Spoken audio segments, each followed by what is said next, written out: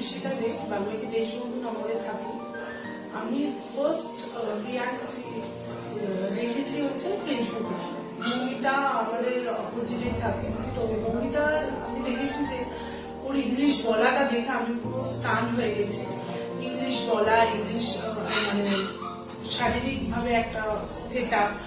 তো আমি তখন সার্চ করতে করতে তো দেবদাকে দেখি, তো দেবদার সাথে কন্ট্যাক্ট করার পর দেবদা আমাকে এখানে আসতে বলে।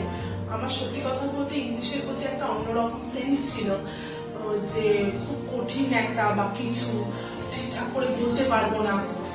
তো তারপরে এখানে আসি, দেবদার সাথে কন্ট্যাক্ট করি, তো আমাকে পরের দিনই আসতে বলে। আমি এখানে আসি, আসার পর আমার যে জিনিসটা সব থেকে মনে হয়েছে যে ইংরেজির মতো সহজ জিনিস আর হয় না, আর এত সুন্দর করে আমাদের বুঝিয়েছে, যেটা মানে আমি অনেক ইনস্টিটিউটে শিখতে গেছিলাম, এখানকার মতো কখনোই না।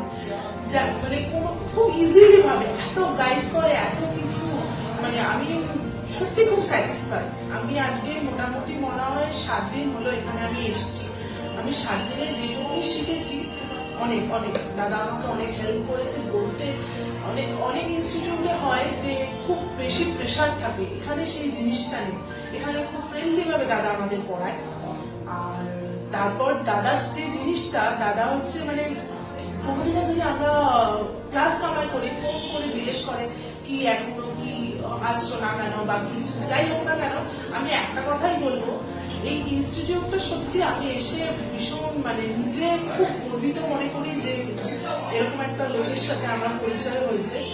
আর আমি সবাইকে বলবো, যদি কারোর শেখার ইচ্ছা থাকে ইংরেজি, কারণ আমার দৈনন্দিন জীবনে আমাদের ইংরেজিটা খুব দরকার, যদি কারো শেখার সত্যি ইচ্ছা থাকে মন থেকে, আমি বলবো একবার আসো, এসে একবার দেখো, দাদার সাথে কথা বলে দেখো।